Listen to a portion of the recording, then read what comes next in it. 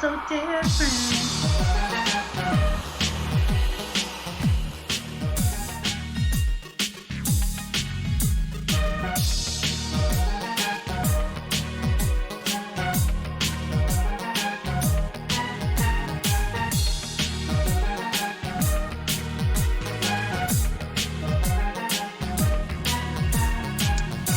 Good morning, good morning, good morning, my We Are Not So Different family. Thank you for choosing to spend another morning with me, us, we, whatever. This morning's guest, we have Mr. Dan. Am I saying this correctly? Loeffler? Loeffler. Loeffler. I was so close. That O threw me off. Mr. Dan Loeffler, how are you, Dan, this morning? Doing very well, thank you. And Oh, no. happy to be here. Awesome. I'm happy to have you here. I don't take for granted anyone who wants to give me a portion of their time, especially if I know you're in a business or you're doing other things. We all have stuff to do, right? But if you're an entrepreneur and you got stuff going on the side, I do not take it lightly when people choose to spend their time with me. So thank you. All right, ladies and gents, you guys know the drill. Find your favorite spot on the couch, get your favorite drink, whether it's Kool-Aid or Cavassier, and settle into this conversation. I'm going to give you guys a little bit of background about Mr. Dan. Dan's career was in construction management. In 2000, he lost his daughter in a car accident, and as she drove to senior high school class, this set him on a grief journey that he almost didn't survive. We're not taught how to grieve and process the feelings associated with loss. During his 40 years in construction, he saw many men who had experienced loss and who felt broken and who had their dreams shattered. Divorce, loss of trust, loss of job, over 40 different kinds of loss can impact our lives. When you don't know how to process the feelings, you can turn to unhealthy behaviors that only make matters worse. Dan now works with couples and individuals using the grief recovery method. It's an educational program to help unpack the emotions and uncommunicated messages that we never have a chance to put into words. Using this method can be the difference in healing our grief and improving our health. So of course, I was immediately intrigued. Like, I don't think we, and I'll say me, I can't speak for everybody, but I don't think people take into account that a lot of times we don't grieve. We just don't. Like, we have to soldier on. It's like go time. Life doesn't start, so we keep it moving, right? But I want to definitely dive into that portion a little bit later. We're going to start off on the portion that I've been focusing on this month, which has to do with foster care and adoption. Mr. Dan was adopted. Did you say at birth, right? Yes. Mm-hmm. At birth. So we're going to dive a little bit into that, but don't worry, we're going to get into that grief piece because I think it's important. But Dan, not sure if you're aware, my guests all get the same two questions at the very beginning. So I'm going to give you these two questions and then you can give us an answer. So question number one, if you had the undivided attention of an audience of your choosing, who would said audience be and what would you tell them? Mm-hmm. The audience of choice, I guess, for me right now is men who are suffering a loss in their lives, who have no idea how to grieve, as you mentioned earlier. It's not something that we're taught. And like you said, we hold our grief inside. We're told to be strong. And I've seen many men broken by that because they can't communicate to their wives or their partners. They have that feeling that, as you said, shoulder on, nose to the grindstone, and it's reflected in all sorts of behaviors that can just damage you going forward and not realizing your dreams. So I want to be there to offer some suggestions about where to go and what to do. Okay. And I think And this is me speaking from a woman's perspective. So I feel comfortable admitting that I'm ignorant as it pertains to speaking from a man's perspective. But I was raised in a house with four boys. So I was the only girl out of five kids. So I think I might have a little bit, a little bit of insight. But I do know that men, they handle stuff differently. They handle grief differently because they're built differently, right? Like Sure. women, we're expected to be soft. We're expected to be nurturing, and we can openly express emotion. I don't want to say it's easier because it's not, I don't want to lump all women into the same category, but stereotypically, it's easier for a woman to express emotion than a man because they have society has a tendency to say that it shows a man to be weak if they can express that emotion. Like you don't see men cry. I didn't see a whole lot of crying of men growing up in my lifetime, but um it I don't know, people think that it's weak, which is stupid for a man to cry, because if you have emotion, I mean, Jesus wept, you know what I'm saying? But Right. so I think that it's so important for you as a man to be able to come alongside of another man and say, hey, this is okay. What you're experiencing is normal. Let's walk through this together. Like you don't have to do it alone. I think it's awesome. Exactly. And we're not told that we are allowed to be vulnerable, and that permission, Mm, we really need to come from inside ourselves. And if you're brought up with the fact that nope, you know, you got to shoulder that burden and bear the pain. Um, that's not a and that not being useful to you at all.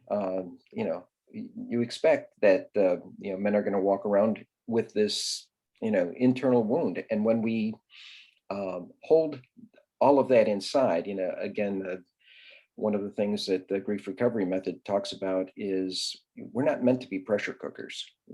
Holding all that stuff in can lead to physical ailments, and can get us spinning stories in our head that we're not good enough, we're um, damaged in some way. And when we're in grief, it's not really our head that's broken, it's our heart that's broken. yeah. And that's what where vulnerability comes in. And when you can speak from your heart and you can talk, tell your story and have it heard, then healing is possible. Yeah. I like the wording that you used, internal wound. Like that brought a whole like barrage of mental images, because you're right. Like openly looking from the outside, unless you're like grieving and broken, like you can't tell that someone is grieving. You can't tell that they're personally inflicted, and it's a wound because it's tearing him up. It might be a hole, it might be a cut, it might be festering. Like it's an internal wound, and you can't see it unless that person gives you like that permission, that access to them. And another thing you said about you tell yourself uh uh uh oh gosh, what did you just say? You tell yourself things that may not be true as it pertains to the grieving. I tell my friends and people all the time, because I'm a huge communicator. As you can see, I talk so much, right? How did I end up with a podcast? Because I talk so much. But I'm a huge communicator, and I tell people like, look, you have to communicate, because when there is a lack of communication, it gives the other party a chance to create their own narrative. Now, that's what I was talking about between two people. But at the same time, it pertains to ourselves as well, because you're having that internal conversation. And if you're not properly communicating or being communicated to about what you're experiencing, i.e., grief, then you have a chance to create this entire narrative, regardless of how, I don't want to say loony, we'll say how off it might be. Well, I like to say, and again, stereotypes, Yes. but men have 5 basic feelings or emotions that, we allow ourselves. Okay. And, it may sound too generalized, but it was true for me. I feel like I need to take notes. I should have brought a pen and paper. You're gonna drop some nuggets of wisdom. I'm listening, Dan. I can be mad, sad, glad. I can have fear, and I can be shamed. Okay. And those are the things that men, I think, can relate to if they haven't opened themselves up emotionally to all the other things that are available to us. And it has to do with that vulnerability that I mentioned. But it's easy to see, that I'm mad, I'm angry about something, or you're glad. But I can be glad about something, but where's the joy? It's another level, another layer, and giving yourself permission to open up that way, and especially, I think nowadays, some of the younger people in the audience may say, well, I feel joy. The older guys, your fathers, your grandfathers, that may have been a taboo that they just could not express that. And consequently, may not have relayed that to their sons and to their grandchildren. Mm, mm. So, Wow. Yep. Okay. All right. Question number 2. If you had the chance to speak to a younger version of yourself, let's say 4 or 5-year-old Dan, what do you think it is that little Dan needs to hear? I have that conversation with him frequently. Yeah. Well, yeah, and that's part of my vulnerability, to express that I call it my inner 3-year-old, Okay. because they're little 3-year-olds. They're wild, they're wide open, and my message to him is always, you're loved and you're accepted just the way you are. And uh, and that light that shines when he hears that message, when I hear that message, just is empowering. Yeah. I like that. I don't care how old you are or how young you are. Being affirmed in the fact that you are loved, you can't get it enough. That's just my opinion. Like, I'm always going to want to know that I am loved. I'm always going to want to know that I am cared for, regardless of how old I get. I'm not gonna get tired of hearing it. So yes, yes, and yes. Well, yeah, and there's a spectrum of that too. It goes down to even the being kind to the person in the grocery store, letting them know that, hey, I appreciate what you do. And when people hear that, the simple little affirmations, it can mean a world of difference to you, and really start, so I like to pay it forward in that respect. Awesome. Just I nice love to do. it. All right. So we're going to shift gears a little bit since we're talking about the younger version of yourself.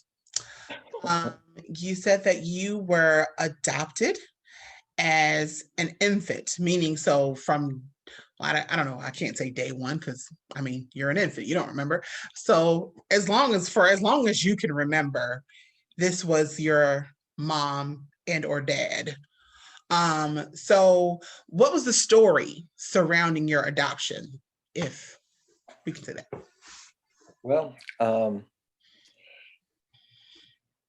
right from like the dawn of my conscious memory, I was reinforced with the message that one, that I was adopted, and that that was a choice to have a family and to raise it, to be raised within it, in a loving environment. And that was something that my adopted parents provided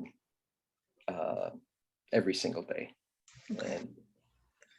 And I also have a adopted sister, and who is 3 years younger, and an adopted brother who is 7 years younger.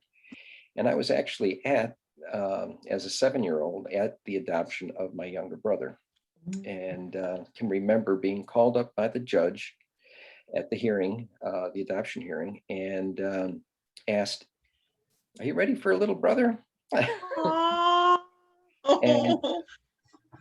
and and what a special day that was. So I think that again reinforced the idea that this family was a unit that was created out of love, and with a sense that we were together for a purpose. I love that. So your, I know you gave the ages of when you were, but like how old were your younger, so you're the oldest of the adopted children? Correct. Mhm. I'll just say family because I mean, your family. So there was a girl and a boy. Were they also infants coming in? My sister was. She Okay. was, from what we can tell, let's put it that way. Mhm. She came to us within a few weeks of being born. My younger brother, however, was almost a year old by the time he was adopted. And there, I think, were issues associated with being an older child being adopted than being an infant and being told that this was a creation of love. I can remember him on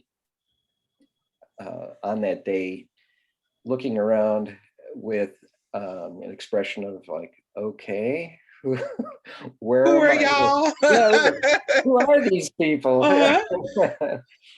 Of course, I was, immediately taken with him, and all the hopes and dreams of having a younger brother. Because I was 7, I was anxious to have someone to play ball with, and have adventures with. So, but 7 years is a big span between us, and that played a factor in our development as we grew. Because when he was graduating, or graduating grade school, I was already in college, and you know beginning to form my life, and my future plans.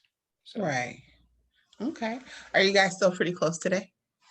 yeah, you know, distance always being a factor, but my sister is actually planning a trip to come visit us in August, and Oh, uh, there's going to be a family wedding soon. My brother's son is getting married, and his other son, Vincent, just had or will be having a baby come October. oh, So excited. hey. Everyone loves a chance for family to get together, right? Exactly. So was Especially when this it doesn't and happen. you what? Especially when it isn't doesn't happen frequently. Of course, of course. And then add on COVID on top of that and how it's shut down stuff for like a year or so. So yeah, everybody's ready, chomping at the bit to get back out. Um, so was this an open adoption? Like growing up, like did you guys know that you guys were adopted? Well, we were told by our parents that we were adopted, Okay. and there was always kind of a question, but back in the day, those were all closed adoptions, so records sealed, and it takes a little bit of detective work in order to, kind of dig in and find out the backstory. Okay. And did you do digging? I mean, I would imagine if I was adopted, that I would want to find like my uh birth parents, no diss or um belittling or minimizing the impact of your parents because they're the ones that raised you in love, no less. But I would want to find mine, like my birth parents. So some investigation you mentioned. Did you do a little digging and did you find like your birth parents? Well, it not initially, let's put it that way. Because again, we were raised in a loving family that gave us everything, from a nurturing standpoint and, meeting our needs. But it wasn't really until, um, as I mentioned, um, getting on with my life after college and beginning to establish a family. Now, may as well mention here, this year, my wife and I are celebrating 50 years of knowing one another and 45 years of marriage. That is a blessing. Round of So, applause, man. well, Wow. it's Wow. uh, it's a blessing, definitely, to have and to have grown with the person that has been a partner there through all of this is such a blessing. Wow. So, but about the time when we were ready to start our family is when I really wanted to dig in and see if there was any medical information available. And that's when I came up against that uh, brick wall, of closed adoptions. I reached out to, we were adopted through Catholic Charities and um, wrote a nice letter to them explaining my situation. Got a nice letter back saying, sorry, there's no information available. And no one has ever um, thought to put that information, in your file. Okay. But then as time wore on, um, the advent of this DNA testing that everyone hears about, um, the Ancestry.com and 23andMe and all of the other people that are out there, I decided, and actually now it's going about 3 years ago, to take the ancestry test. Oh, wow. So it's only been 3 years. Yes, and Okay. because uh, I thought everything was going along pretty well, and yeah, as a kid, I had all of these things going around. Well, maybe I was dropped off by Martians, and Not Martians. well, Okay. or or maybe my parents were, spies, or the story of the prince and the pauper. Yeah. Um, that I was exchanged at birth for some odd reason, and so all of those fantasies played out, back in the day. But I was, had reached um, a point in my life where, I had no complaints. Um, and I know that's, you know, may not be typical, but you know, I was a lucky one. Um, but the prospect of finding out that through DNA was intriguing, and so my wife and I both took the test. Okay. My wife's results were: this is your father, this is your mother, this is your brother, this is, yeah, everything that she expected. Okay. My story was a bit different. And it opened the door to a connection with birth family that, as I tell it I am still struck with the amazement and that that it took me 65 years to find and meet and become accepted by a whole side of my life that I didn't know anything about. Wow. Yeah, yeah. I found out that I have 5 half brothers and a potential. We're still looking for her. We think that there is a half sister out there someplace. So yes, and the way that the story unfolded was even more surprising. I don't have any tea, but I'm here for it. Well, let me tell you a story. Ancestry gives you a list of potential matches to your DNA. And so when I got that information, I diligently emailed to each of them my interest in finding out what that connection might be.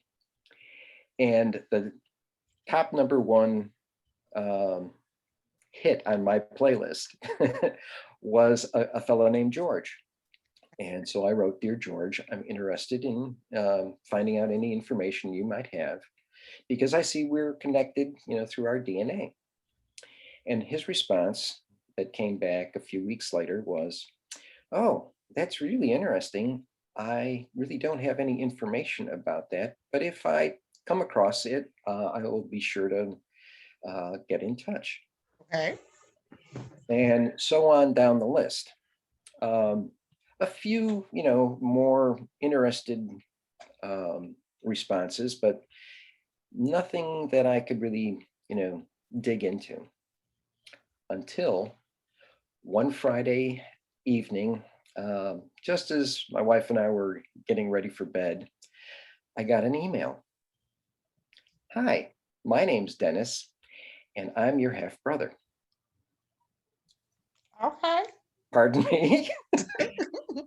I wrote him back, "Well, tell me more." And I'm really interested. Thank you, for this information. And he said, "Well, I was at a family gathering, and George was at the table and said, 'I got somebody who reached out to me through Ancestry. That DNA test that I took.'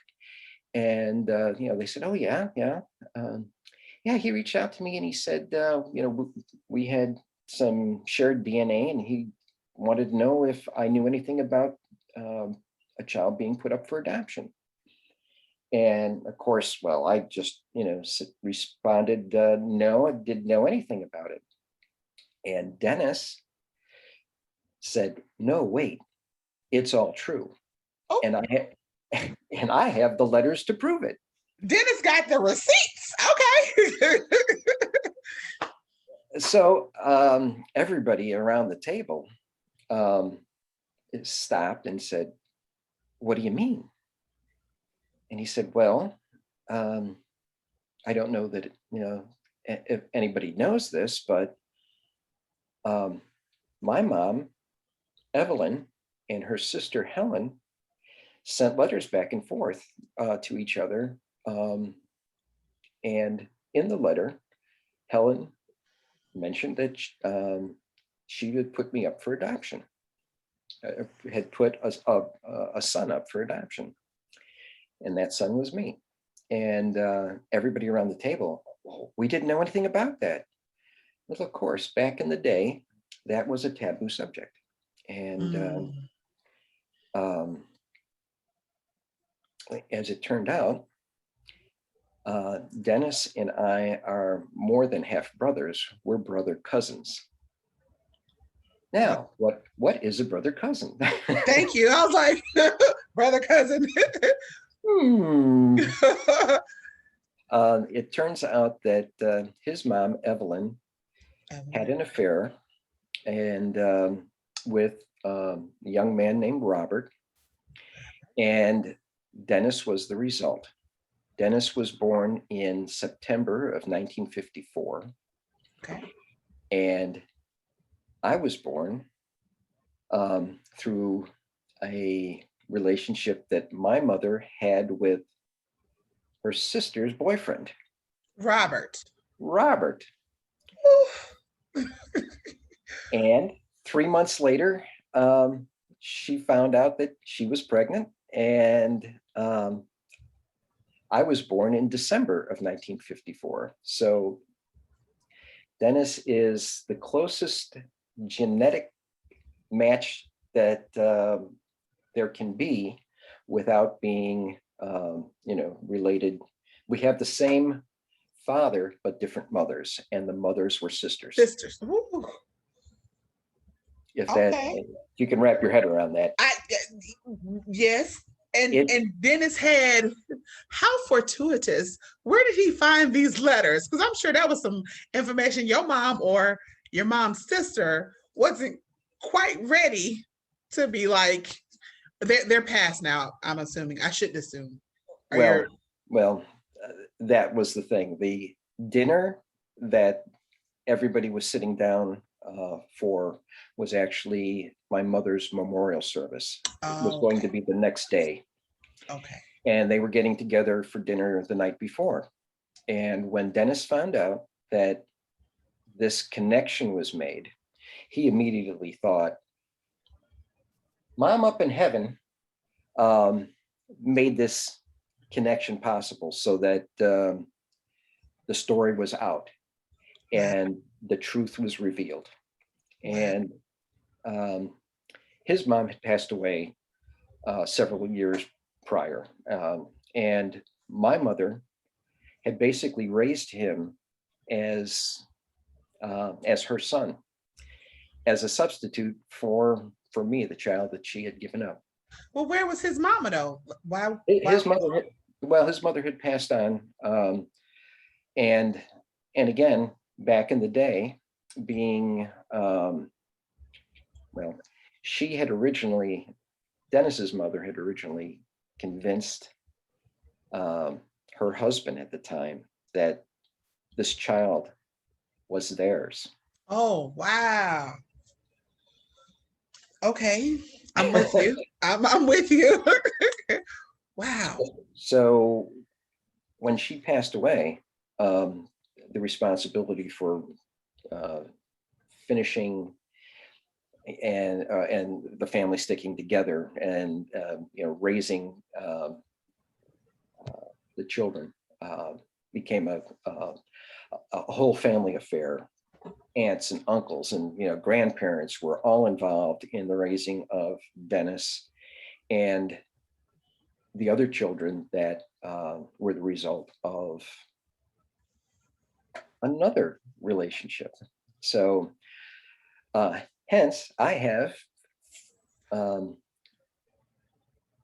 let's see, two brothers by the same mother, and Dennis, the brother cousin, and Brother, then cousin. Oh gosh. I have two other brothers that I discovered who were the result of children from my father. So yes, it's been a little bit of a detective story to find the all the parts and pieces, and I'd have to give Dennis the credit for being so interested in finding out all of the facts and digging through the records to find our father. He was really struck by the because we really had no information. Once the affair was completed, Dennis Robert, our dad, took off on his own. And Is he still around or? no, he's passed on. I think he died in 1978. No, 70. I guess it was 87. Okay. But as you know, as strange as this tale is, he wound up in Arizona, Okay. and one of my half brothers lives in Arizona. And my mom went to live with him as she aged, and they were at least situated in the same state. Now, all of this, or story happened in and around Chicago, and my family, my birth family, was from the north side of Chicago. I was adopted into a family on the south side of Chicago. It's not even like far. I mean, in Chicago. I'm with you. I'm sorry. Go ahead. I'm listening. Well, and to um, another strange coincidence, and how this story, how this didn't come to the forefront earlier. Dennis and I, 3 months apart now at birth, went to the University of Illinois at the same time. We were the same age and must have crossed paths at some point in this saga. He It's was right. he was in the theater department. I was in the architecture department. Stop. I had to walk past his building every day from where I parked my car. And he tells me to this day, now, I was stopped multiple times saying, Dan, what are you doing in the theater building? And he said, no, my name's Dennis. You must have mistaken me. Do you guys look alike? Do you look alike? Well, back in the day, yes. And if I could show you pictures, it's scary how close we looked. Wow. And the younger we were, the closer we looked. As we aged, we had Sure. different habits, different things. But even to this day, the family resemblance is very strong. Wow. So he stopped saying, Dan, what you doing over here? My name ain't Dan, my name is Dennis. That is crazy. Did anyone ever stop you like, hey, Dennis, what are you doing over here? I can remember a couple of times that happened, and I didn't really think of it at the time, thinking that there was a doppelganger out there, that. Hush your mouth. But now, in retrospect, it was like, oh yeah, well, I guess it makes sense, and all of that happened at times when I was visiting the north side of Chicago, for various shopping trips or field trips when I was in school, and I had no clue. Man, Dan, listen. It was I felt like that was like one of those good, like, you go after school, you read your little novels or whatever, and that was like. So first of all, Dennis, I don't know where he is. Please share this link with him once I post this. Dennis Boo, baby, Dennis, you. I believe you found where Waldo is. I believe you found where Carmen Sandiego is. You are like the ultimate super sleuth. Much props to you, Dennis. Now, I need for y'all to tell me, get together something. This has a book, if not a movie, like written all over it. And I'm not joking. I'm not exaggerating. Please tell me this is documented somewhere and that someone has plans to make this like more. Please. Well, Dennis, I said he was in the theater department. He is already planning. I don't know what it's going to be, but he was, thinking about doing the research for the story, and has gone into, well, they may have met here, and they could have, met at the, at this soda shop, or at this high school dance. So he's kind of figuring it out, and in the meantime, I'm becoming more aware of what was life like in the family, when all of this was evolving. And let's put it mildly, there's more to the story. Oh, more? I don't know Well, if I can handle much more. you know, we'll wait for the screenplay and get the Yes. movie to come out. Please. Oh my gosh. Please, please, please. Please, please, please. Dennis, if you are watching, please, please move forward this. I feel like I have to know, and I feel like my listeners have to know. Don't leave us hanging. We know we enjoy tea just like everyone else. This was, oh my gosh, I almost want to ask you to connect me and Dennis. Like, I feel like, oh my gosh, that was okay. Simmer Well, down, Andrea. That was wild, and I'm sure that I don't know if you were you like what was the feeling? Were you like emotional, or were you just like flabbergasted, befuddled? Like, what was your reaction to like all of that? well, it took me some time, and my wife will tell the story that for a few days and weeks, I went around kind of thinking, now who are these people? How trying to get it straight in my head. And of course, they're rattling off names like, well, Uncle Paul and Uncle Tom, and you've got an Aunt Clara over here, and then it's like, oh my goodness. And then we met, and that was pretty incredible.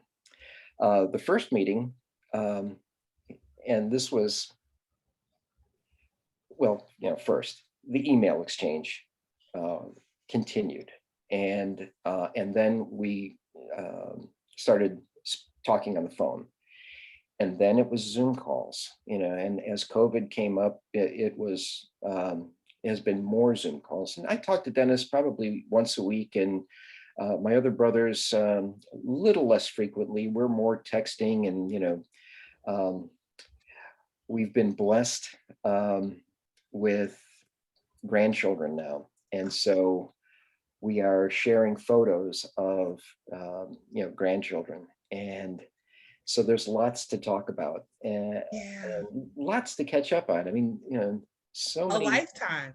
Yeah, exactly.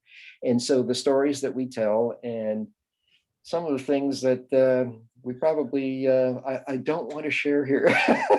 And that's fine. I would respect your boundary. Right, right. I'm grateful for you even being able to share what you shared, because that is an amazing journey for to walk through, to do the mental work through, and then like you get so much, like, so I have to ask, I think I know the answer, but I'm gonna ask anyway.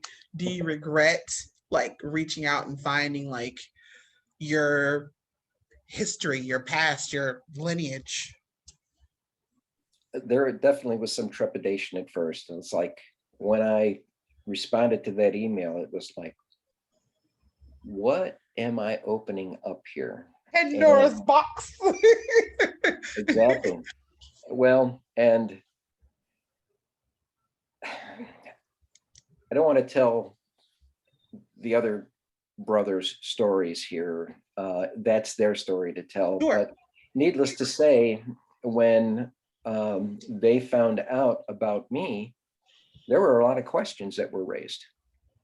And well, why weren't we told that there was, well, that was a mother's story that she had to be comfortable with.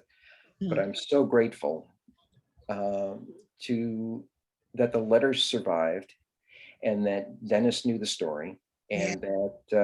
and that I've been accepted into this family with as much love and as much um, care and openness as they've shown. Um, Now, mine is an exceptional story, yeah. and and my adopted sister was encouraged to also look into her family. Okay.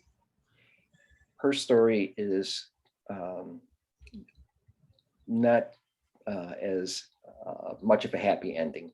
Oh, She did make a connection, but um, because of the family dynamics, Mhm. the same openness and the same sharing and caring just hasn't materialized. Although she does remain in contact with a cousin um, who was aware of the story. Um, Her mother and father were both married at the time, and um, um, and the story just never connected. Let's put it that Sure. way. I understand. Yeah. Yeah. Okay. Well, no regrets. I'm yeah, that's I don't have words. So I probably sound like brr, brr, brr, brr, brr right now, but that was a lot to take in. And thank you for sharing. Hopefully this inspires someone else to um see if they can find like, their relatives and forge a connection and find more people to love and more people to be loved by. So I'm gonna switch gears. I know this feels abrupt, but I'm sorry. I really wanted to touch on your organization being with grief. Um I know we talked about it a little earlier, but I want to get back in there because I think that this is equally important. Like we're dealing with stuff um or trying to deal. I know, and I've shared this before, when I lost my mom, like I borderline went crazy. And it wasn't until years later that I realized, like Andre, you didn't grieve. Like, and I'm not joking. Like when I say I borderline went crazy, I almost lost it, y'all. So it is important, your work. So tell me, how did it start? What was the process like getting it going? And I would say what keeps you going, but I think I have a good idea of what keeps you going, but I will allow you to share as well. Thank you. Well, um, boy, life happens, doesn't it? Yeah. My wife and I have had two children. Our son, who, as I mentioned, has given us a grandchild, and we are so blessed with her. Um, and our second child, our daughter, Leah, was born in 1983, and um, at 17, she died as a result of a car accident. And that turned our world around. Um, we weren't ready for a something like that to happen, and we learned quickly that life can throw you a curveball just like that.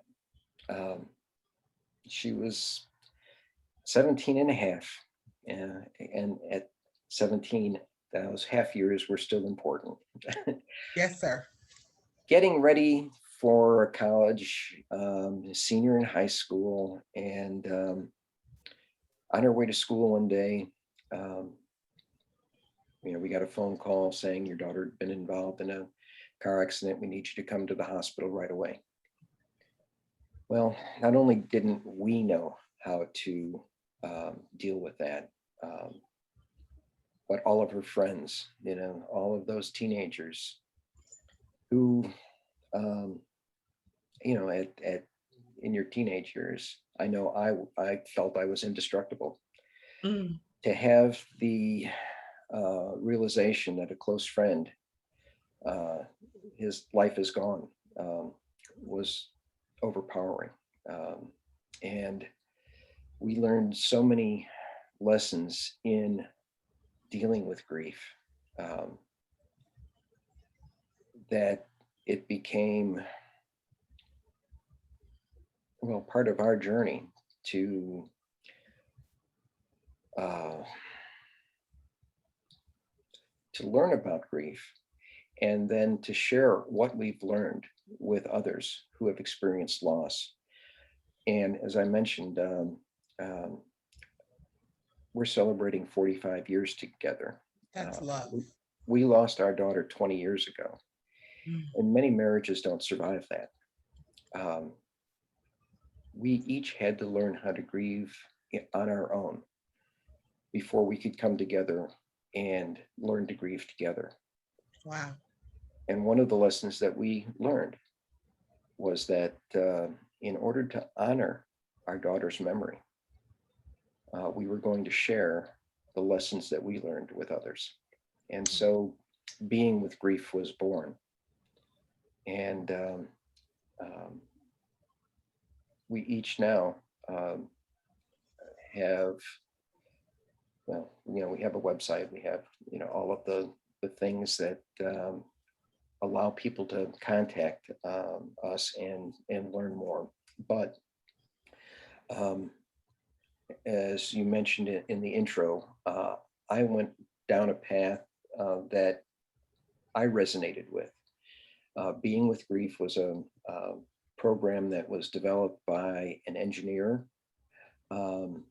over 40 years ago when there wasn't programs like it available.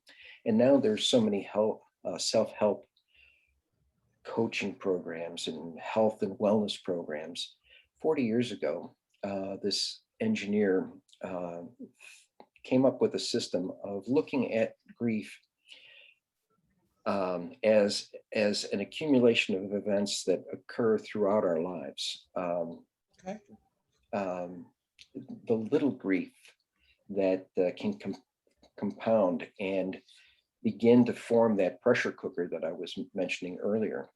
And if we don't figure out a way of dealing with those griefs, those little everyday occurrences, then when something like a death of a loved one, death of a spouse, it could be the loss of a job, it could be the loss of your financial security. All of these things can be overwhelming if we don't begin assembling tools in our toolbox on how to relate to grief.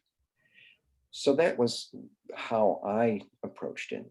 My wife, on the other hand, as you mentioned earlier, women are wired differently. She took a more intuitional approach, heart-centered, and on a basis of meditation and opening her heart to allow the grief that was there to really transform her into someone who was open to helping others. And together, now we work with couples and work with individuals to help them transform their grief and reclaim their dream.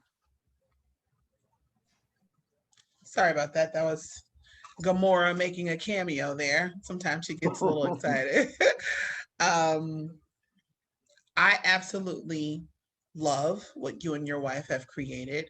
I love that I feel comfortable saying God is giving you the ability, the grace to use your experience to help others. And I absolutely love that. I should have asked first, are you a believer? Not that it matters anyway, but It's been a spiritual journey. Yes, okay, we'll we say that. were raised Catholic, Okay. and it has our spiritual journey has evolved to understand and appreciate, many different paths that people walk. Certainly. And that's all, like, no judgment anywhere. Oh yeah. I accept. I'm a believer. And that's why I said I'm comfortable saying that, God obviously has graced you with this ability to do that. And I love the fact that you're able to tag team, for lack of better terminology. You have your wife, who definitely can speak from a woman's perspective as it pertains to grief and the heart issue, the softer side of things. And then you have you, who are able to address the male perspective side of things. And then you have the capacity to come together and minister to couples as a whole, like collectively. I think it's beautiful.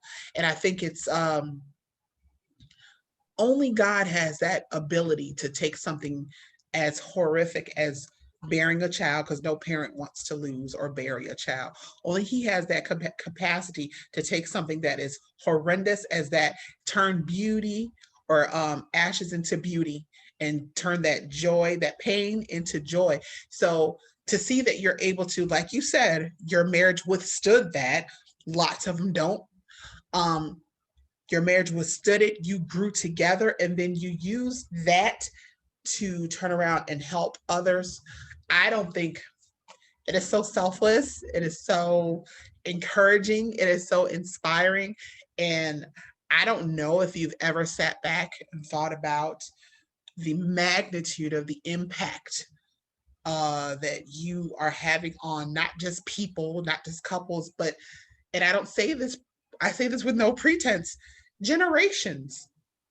Because when you give one person the opportunity to overcome a hurdle, something as huge as grief, which has the capacity to put a person at standstill, it has capacity to maim, it has capacity to cripple, you know what I'm saying? So you give them the tools, you walk with them, which is what I love, because it's different when you give someone knowledge, you give some, hey, do this, but it's different when you walk with them, when you journey with them. So when you give that one person the capacity to overcome that thing that had been jamming them up, it has a rippling effect that can potentially affect generations. And this is what you and your wife get to do.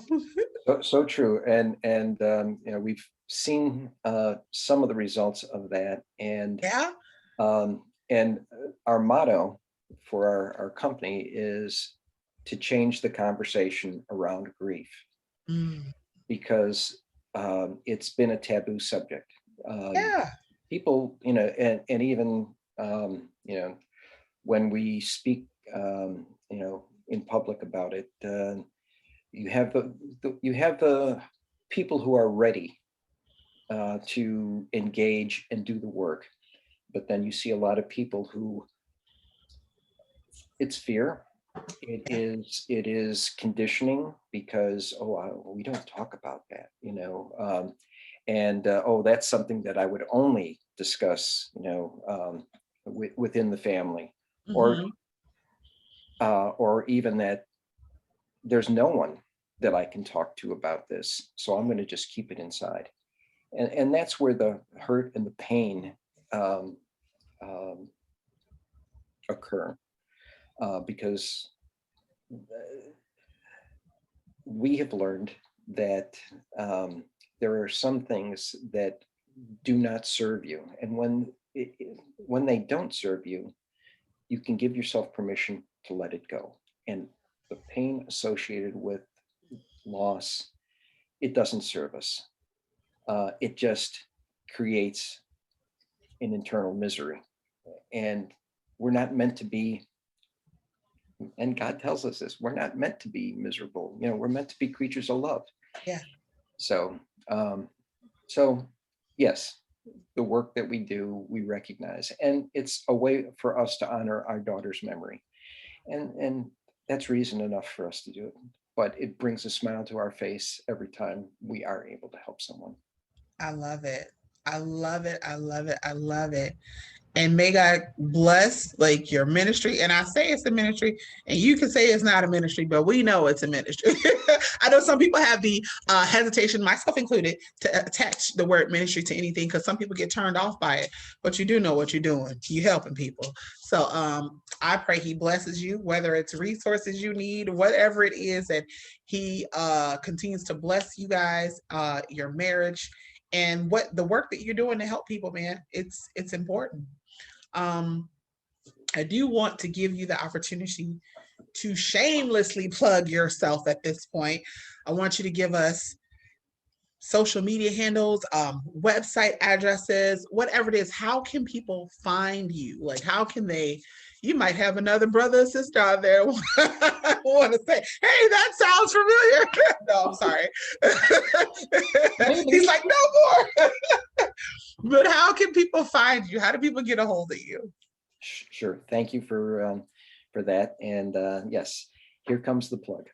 Although, like I said, people aren't until people are ready to deal with these things and to be open. Um, knowing that is information available, will hopefully turn the light bulb on. Mhm. But our company is Being with Grief. It's at www.beingwithgrief.com, all one word. And our website there tells you how to contact us. I'd also like to tell you that my wife, she's a journaler, and she's written a book. Ooh, It's called The Alchemy of Grief, okay. Your Journey to Wholeness. And her name is Nancy Loeffler. She wrote that. It's a collection of her stories and how she dealt with the loss of our daughter. And it's kind of a workbook style, so it allows people to kind of think about the process that she went through and hopefully help them in their process. It is a journey, and life's a journey. So sometimes it's nice to have a guide. Amen. So, yeah. I love it. Well, I love it. And thank your wife, Miss Nancy, for allowing you to hang out with We Are Not So Different this morning. I almost want to be like, you guys have to come back, but next time bring the wife along, because I know that I can only imagine the trenches that you two have been in together on this journey, dealing with the loss of your daughter, but not just that, because life itself, man, when you with one person and you 45 years, y'all got some stories to tell, I'm sure. I'm positive. So yeah, maybe we can get you and wifey back in and have a whole nother session on some love and marriage topics. So We would be delighted to. awesome, yay! Because this conversation to me, Dan, has been life-giving. You have no idea. So I can only imagine bringing in your wife, and I look forward to it. But I digress. Thank you once again for spending time with We Are Not So Different this morning, Dan. I appreciate your transparency and your openness. Gosh, I appreciate you. Well, sometimes that vulnerability needs to be modeled, and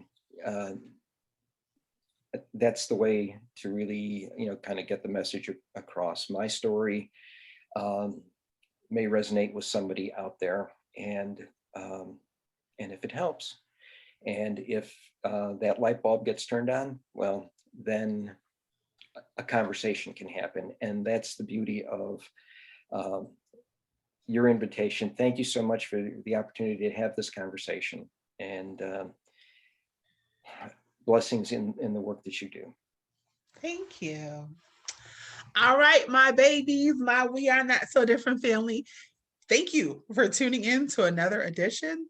Thank you for giving me your listening ear.